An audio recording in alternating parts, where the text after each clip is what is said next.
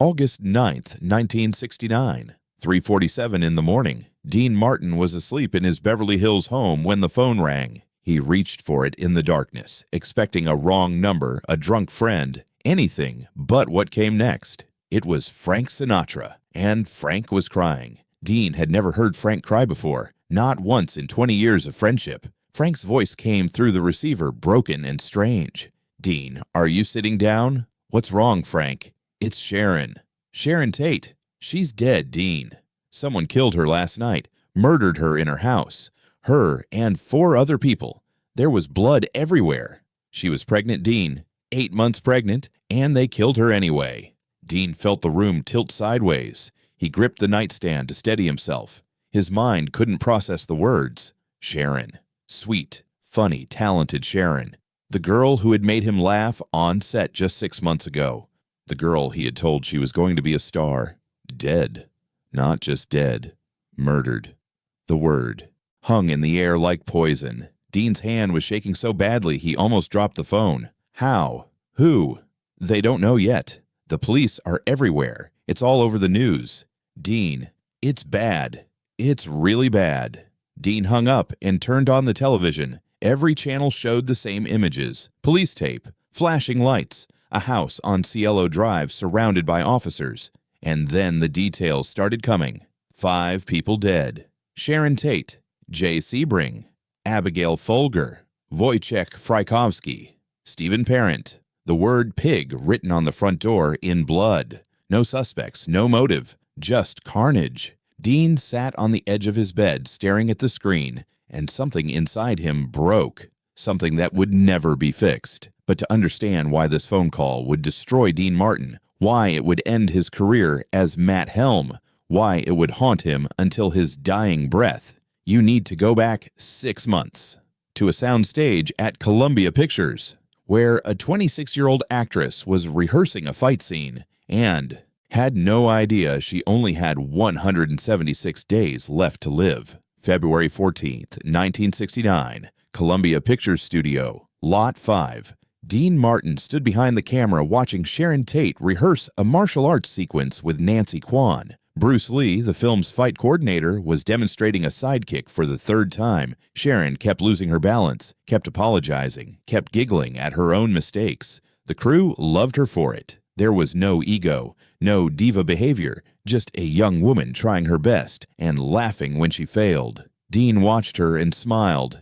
He had been in Hollywood for 25 years. He had seen hundreds of actresses come and go. Most of them were beautiful and empty. Pretty faces with nothing behind the eyes. Sharon was different. Sharon had something. The Wrecking Crew was the 4th Matt Helm movie, a campy spy series that had made Dean one of the highest-paid actors in Hollywood. He played a boozy, womanizing secret agent who saved the world between martinis and beautiful women. The films were silly. Dean knew they were silly, but they made money. And money was money. He showed up, hit his marks, delivered his lines, and went home. It was easy work. But this film felt different. This film had Sharon Tate, and Sharon Tate was about to change everything. She had been cast as Freya Karlsson, a clumsy Danish tour guide who accidentally becomes Matt Helm's sidekick. It was a comedic role, something Sharon had never done before. Hollywood had typecast her as the beautiful blonde, the eye candy, the girl who looked good in a bikini but didn't get many lines.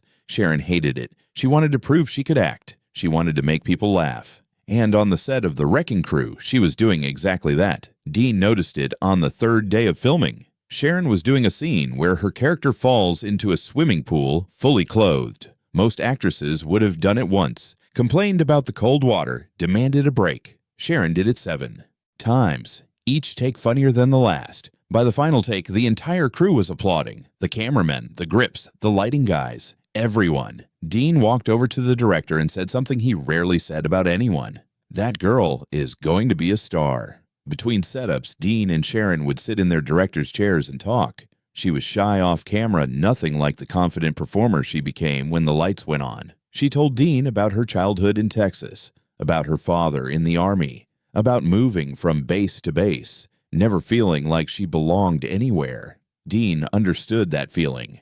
He had grown up in Steubenville, Ohio, a rough town where Italian kids like him were treated like outsiders. They were both misfits who had found their place in Hollywood. It created a bond. One afternoon, Dean leaned over and said words that would haunt him for the rest of his life. "You're stealing this picture, you know that?" Sharon blushed. She actually blushed. In a town full of narcissists and egomaniacs, here was a genuinely humble person. "I'm just trying to keep up with you, Mr. Martin." Dean laughed. "Call me Dean.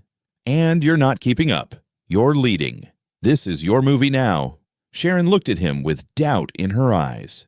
"You really think so?" Dean nodded. "I know so. You're going to be a star, kid. A real star. Not just a pretty face. You've got something special. Something you can't teach." Sharon didn't know what to say. Dean Martin, the king of cool, one of the biggest names in entertainment, was telling her she had talent. Real talent. She had heard compliments before, plenty of them, but they were always about her hair, her figure, the way she photographed. This was different. This was about her work, her craft. It meant everything to her. She said, "Thank you, Dean. That means more than you know." Dean stubbed out his cigarette and stood up. "Just remember me when you're winning your Oscar." Sharon laughed. "If I win an Oscar, I'll thank you first." Dean smiled at her. "I'll hold you to that." But there would be no Oscar. There would be no more roles. There would be no future at all, because in 6 months, Sharon Tate would be dead, butchered in her own home by strangers. And the man who told her she would be a star would spend the rest of his life wondering if he could have done something, said something, changed something. But that's not how life works. You don't get warnings.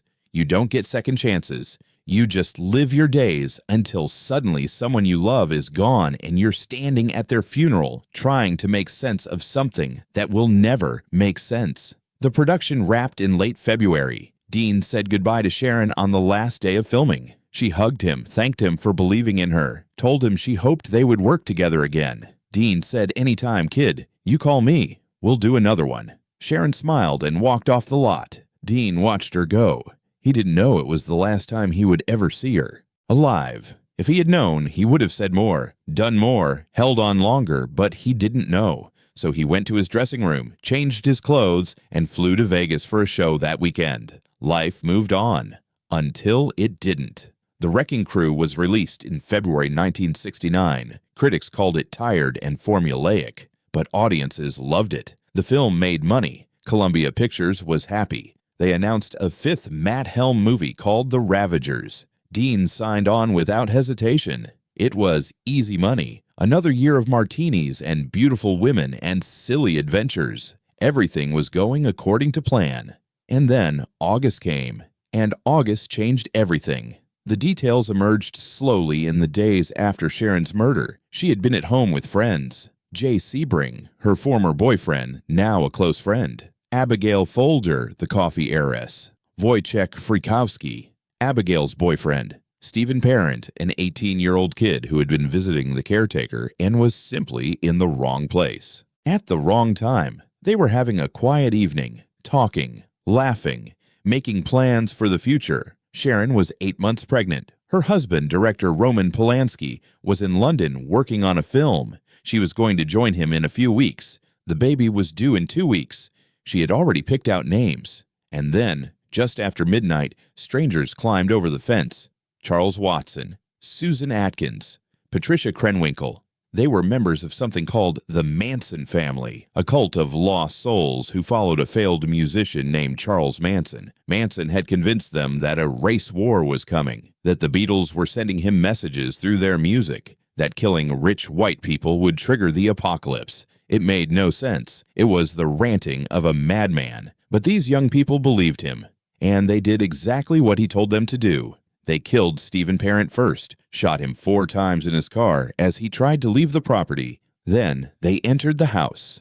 What happened next was so brutal, so savage, so incomprehensibly evil that the police officers who arrived at the scene the next morning would be traumatized for the rest of their lives. The victims were stabbed dozens of times. Sharon begged for her life, begged them to let her have her baby. "Please," she said, "let me have my baby, and then you can kill me." Susan Atkins looked her in the eyes and said, "Bitch, I don't care about you or your baby. And then she stabbed Sharon 16 times.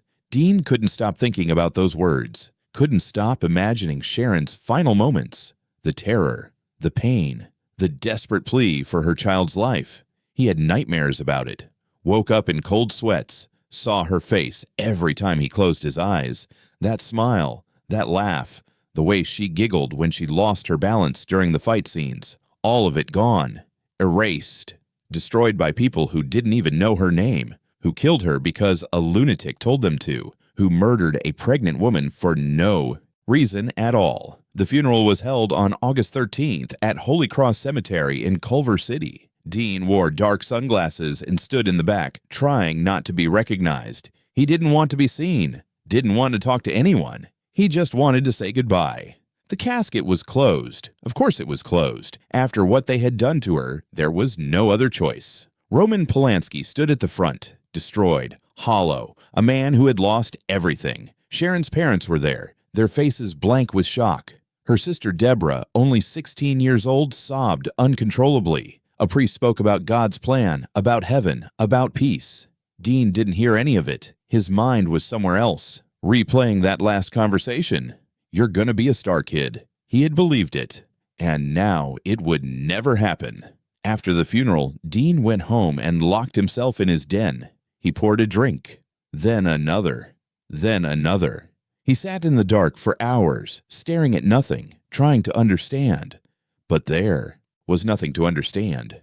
Evil existed. That was the only lesson. Evil existed, and it didn't care who you were or how talented you were or how much potential you had.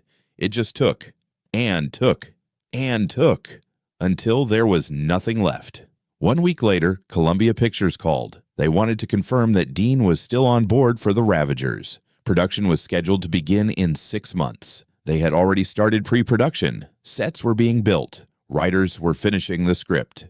Everything was moving forward. All they needed was Dean's confirmation. The executive on the phone was cheerful, oblivious to what Dean was going through. So we're all set, right, Dean? Ready to go for another round of Matt Helm.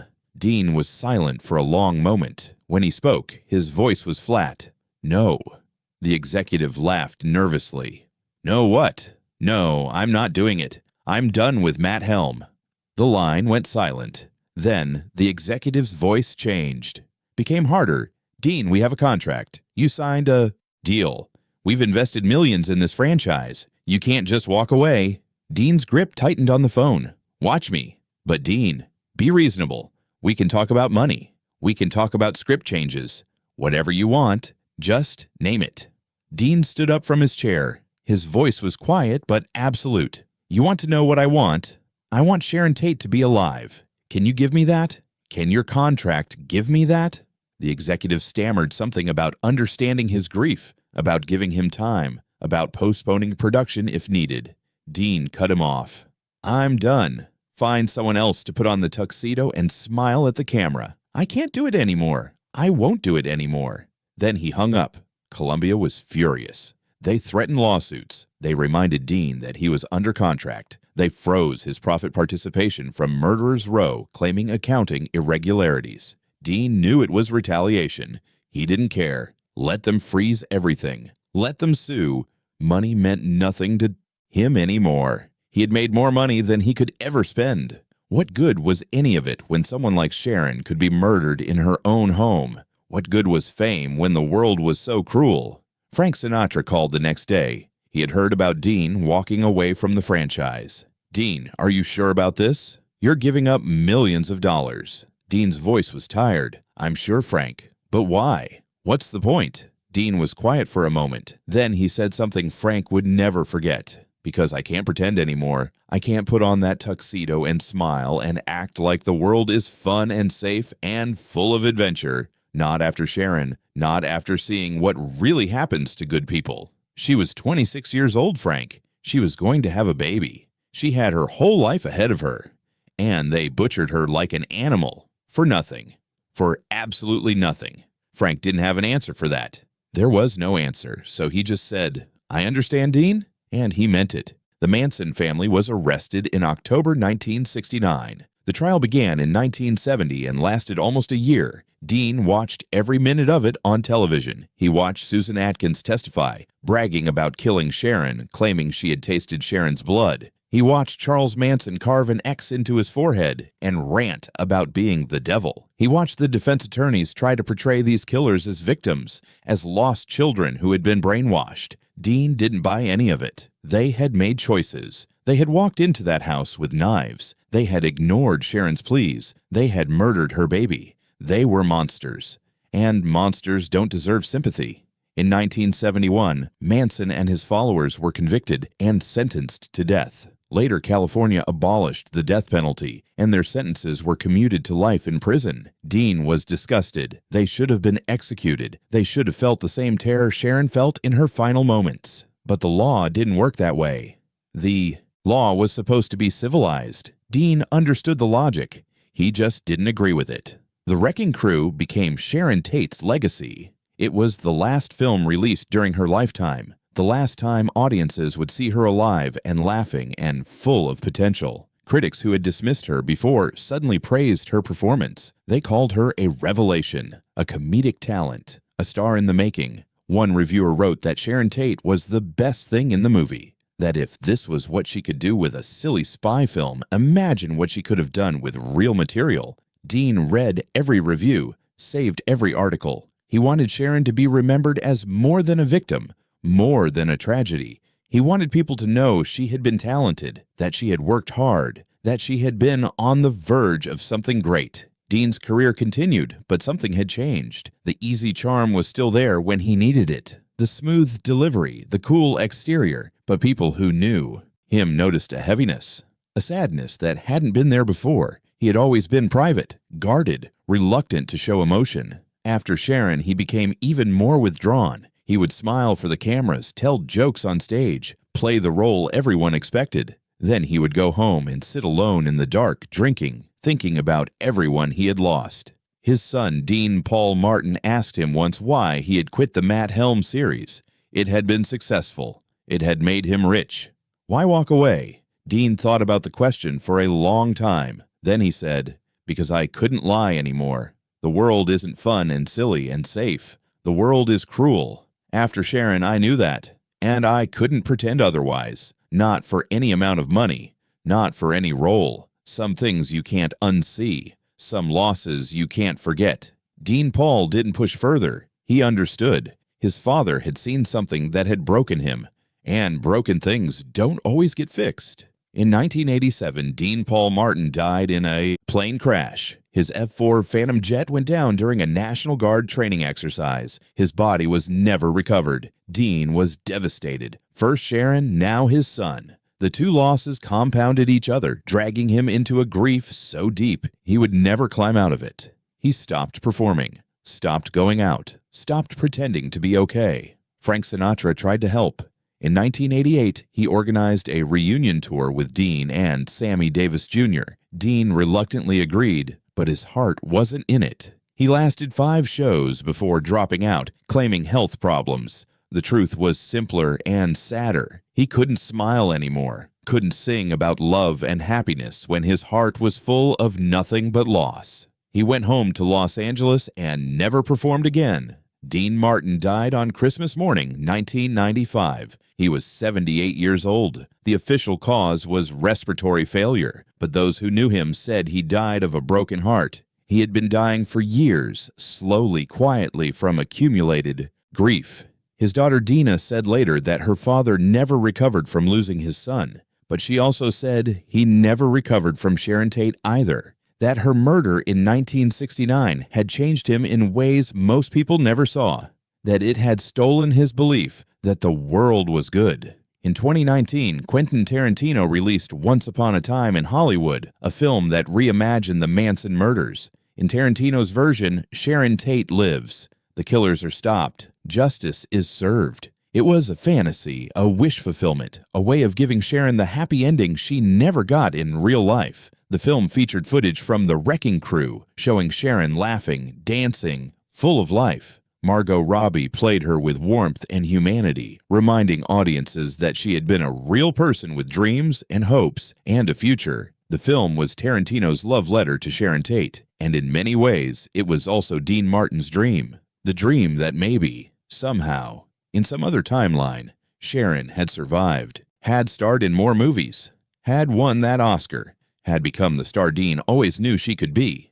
But in this timeline, Sharon Tate died at 26, and Dean Martin walked away from the role that had made him millions because he couldn't separate the fantasy from the horror. He couldn't pretend the world was a playground when he had seen what it really was, a place where innocence meant nothing, where talent and beauty and potential could be erased by strangers for no reason at all. Frank Sinatra spoke at Dean's funeral in 1995. He stood at the podium looking older than his years, his voice breaking as he addressed the packed church. He said, "Dean Martin was the best friend I ever had, the most talented man I ever knew, and the saddest. He carried things nobody saw, losses that broke him, and he carried them alone, because that's who he was."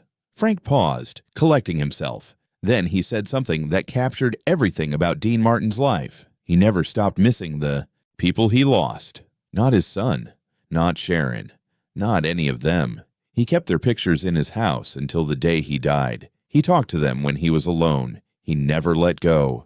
And maybe that's what killed him in the end. Not his lungs, not his heart, just the weight of all that grief, the weight of loving people who were gone.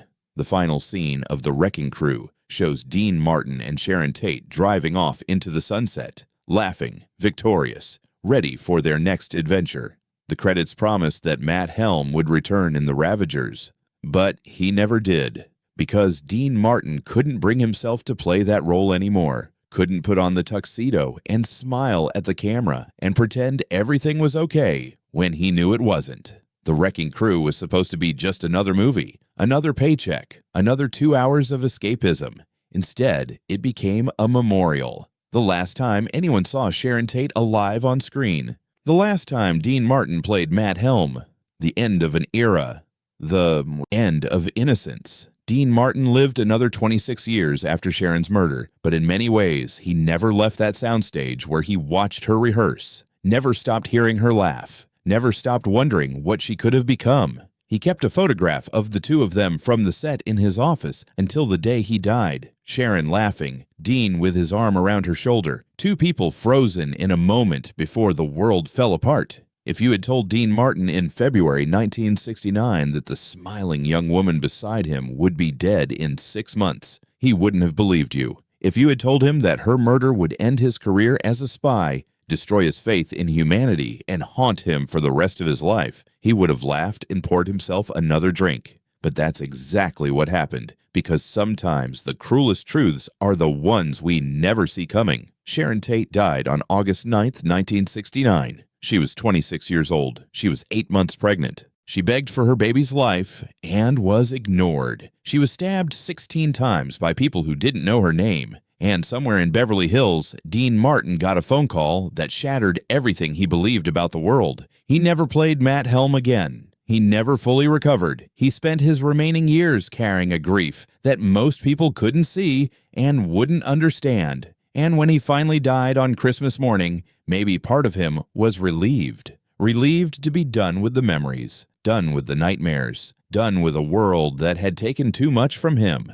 Dean Martin was the king of cool, but behind the martinis and the easy smile and the effortless charm, there was a man who had seen too much, lost too much, loved too much, and in the end, that's what killed him. Not time, not disease, just the unbearable weight of loving someone who was gone.